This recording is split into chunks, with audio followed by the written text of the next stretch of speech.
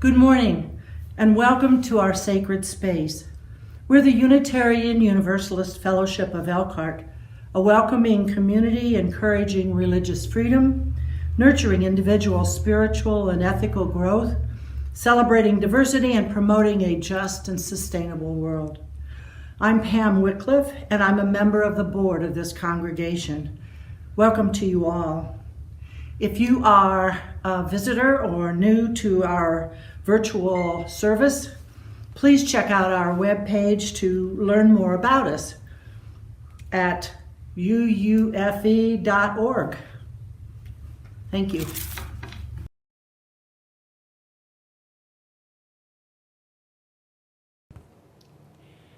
Good morning and welcome to the worship service of Unitarian Universalist Fellowship of Elkhart.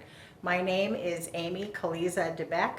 My pronouns are she and hers, she and her, and it's my privilege to serve here as minister of this congregation and to be with you all this morning. Thank you for being here. It's been a tough weekend. Saturday was the 20th anniversary of 9/11, and around the country a lot of memorials are taking place and words are being shared and memories are being brought up, and I learned that church is the place to take those things. So I'm glad that you're with us today. We ring the gong 3 times, once for those who came before us and made a place for us.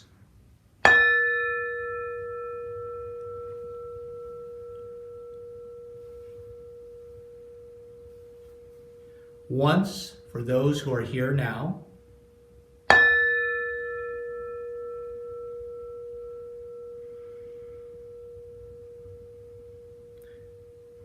And once for those who will come after us and build on the dream.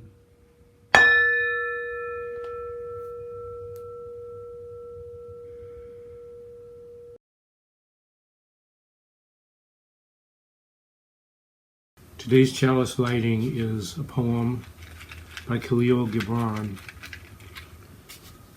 about your children.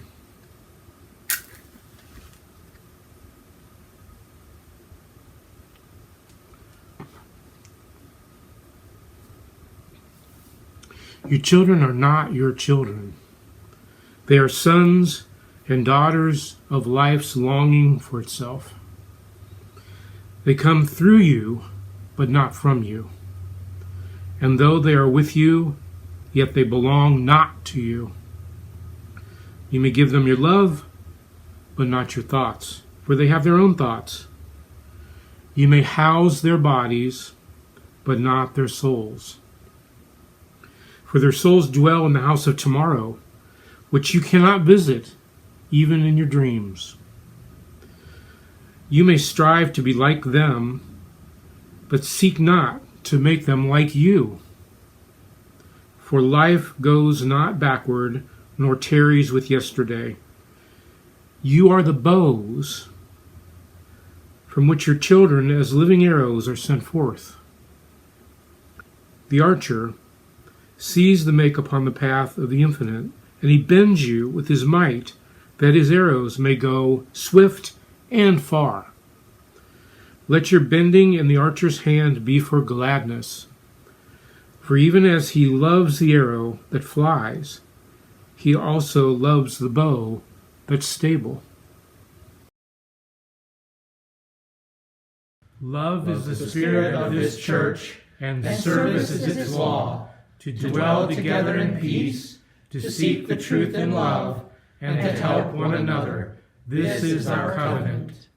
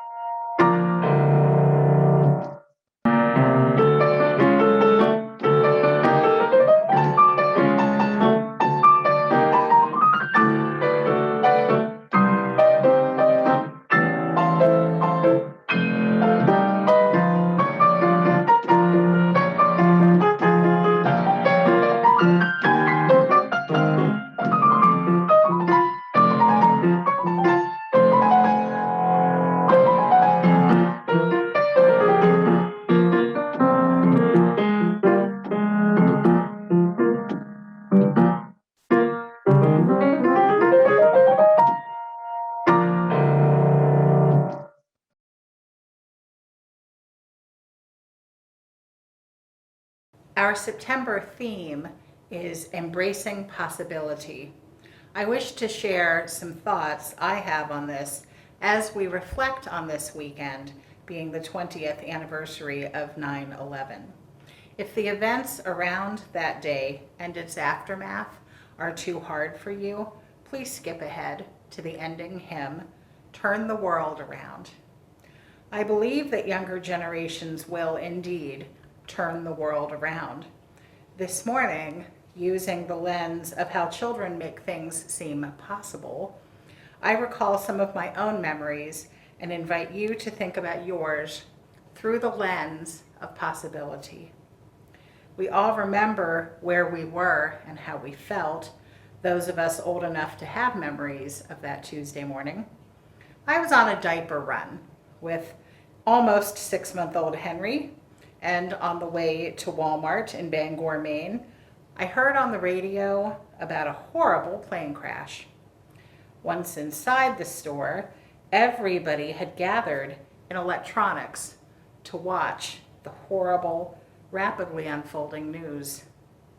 I raced home and called my family in Virginia, some of whom work at the Pentagon, and some close friends in New York City.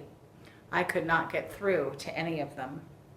Kevin came home from his university classes.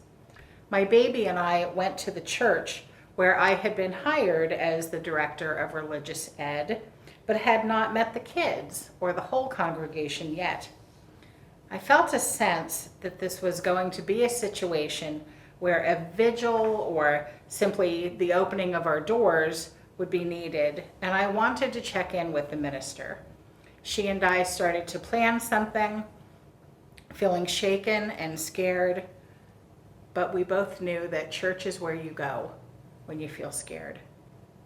Embracing possibility, imagining what it would require of people to move forward after such a tragedy, for me, has always been about children. Not just mine and not just Americans, but new generations with new possibilities. The lessons over these 20 years keep coming in different ways with new insights, but children are always the focus. Those attacks happened on a Tuesday. That Friday, 3 days later, I drove 2 hours to stay overnight for a wedding that had a rehearsal Friday and would happen Saturday. I was officiating. But here's the hitch. While the couple had come to Maine the weekend before the wedding, most of the guests were still in California and other faraway places. In the immediate aftermath, when all planes were grounded, their friends and family began scrambling to drive cross country for a wedding. After pastoral care discussions with the couple, we decided that I would make a special announcement that life needs to go on and that love waits for nobody. The assembly needed to know that it was okay to laugh, to feel joy, even just 4 days after a terrible tragedy. And here's another hitch. He was in the military, and now they would have to worry about him getting deployed, so they did not want to postpone their day. It was good and right to embrace the possibility of joy, even as everything felt so heavy. After the wedding, I got back to Central Maine to prepare for my debut at my new job. The staff and my committee had been getting to know me since August, but this was to be my in-person meeting. That Sunday morning, September 16th, I was introduced to over 50 kids and teens as Miss Amy. I was a seminary student. We unrolled the rug that they all sat on each Sunday for their DRE to tell them a story. On my very first Sunday ever as a hired religious professional, it was the first Sunday after 9/11. My focus was the children, and the task was to listen to them and their fears and their concerns.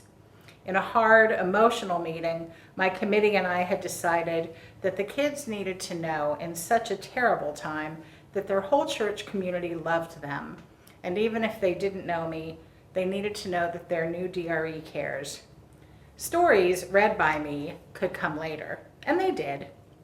But that Sunday was all about holding the fear and anxiety of children and youth, assuring them that love wins, peace is possible, and when you're afraid, go to church. And kids can smell a liar. So it was important that I meant it, and I did, and I still do.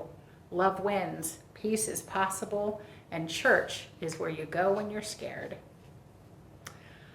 I know that all of you have your memories too. There are crises you overcame. There are tragedies you carry. There are people you lost.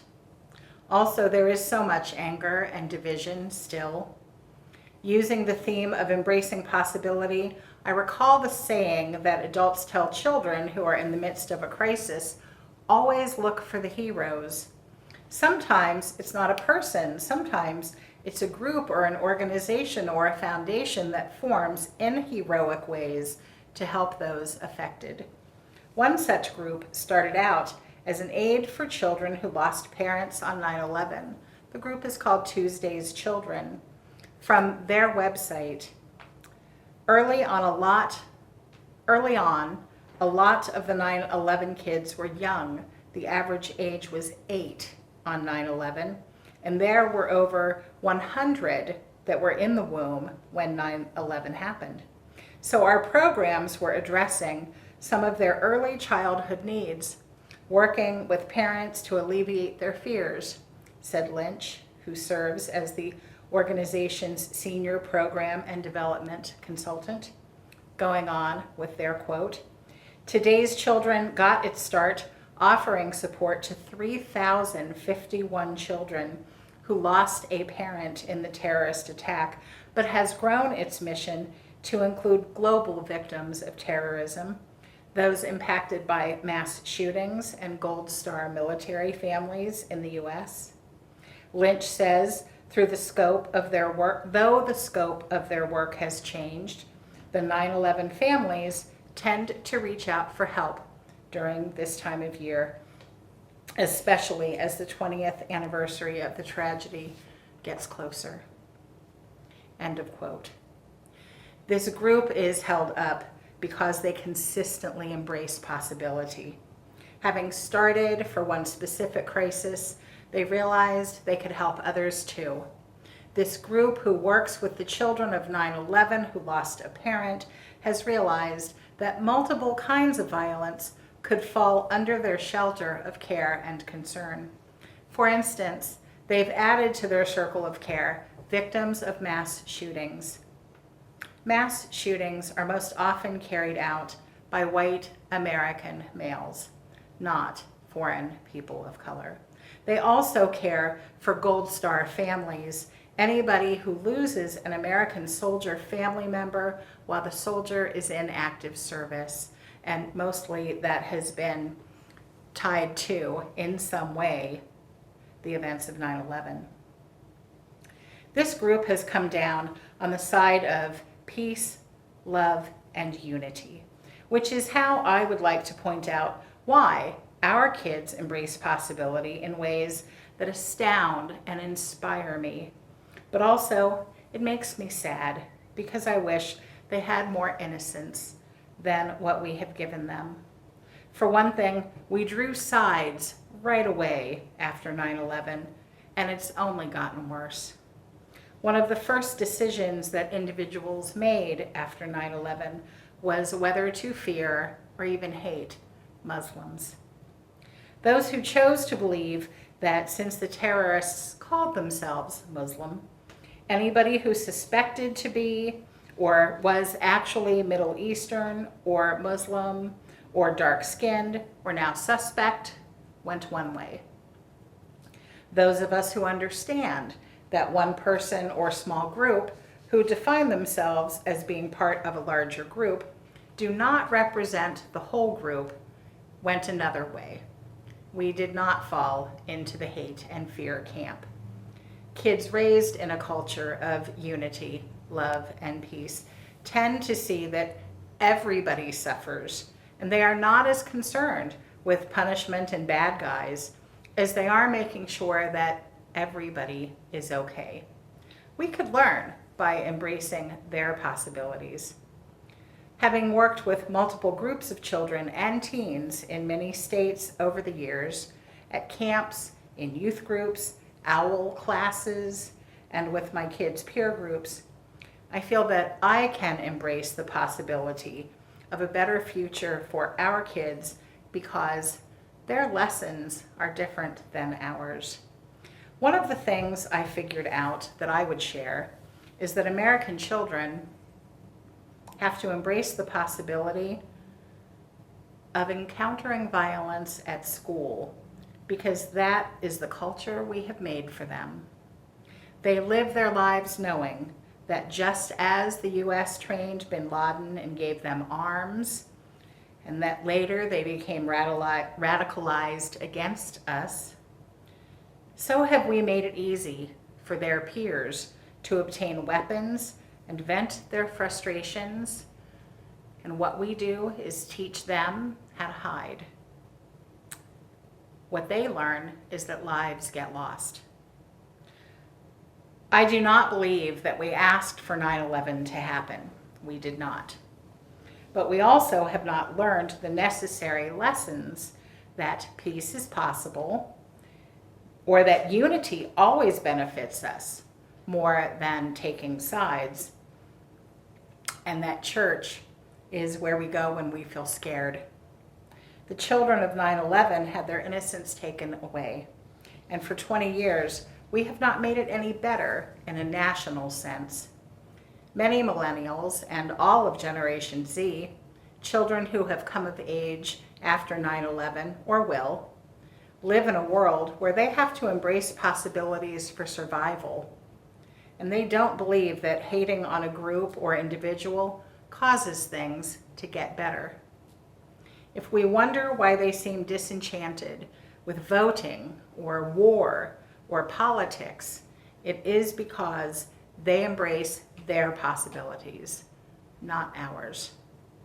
I find hope in this because even as they have to deal with our divisions and our lack of positive action, they change the world with their love.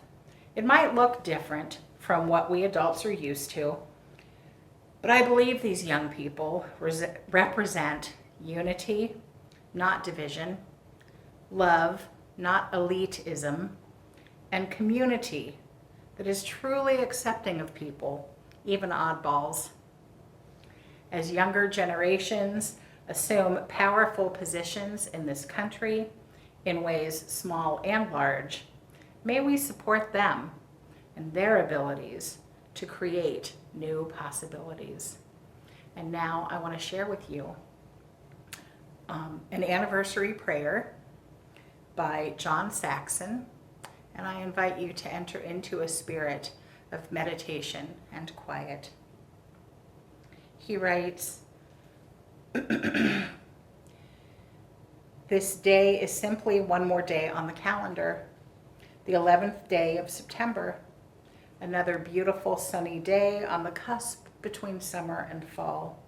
And yet that day, September 11, will never be just another day on the calendar as we remember that beautiful sunny day in September 20 years ago, a day that began like so many others with people going about their ordinary day-to-day lives, and then in the brief span of a few hours, ended in shock and disbelief as airplanes became weapons of mass destruction, skyscrapers burned and fell to the ground, and smoke and ash filled the air.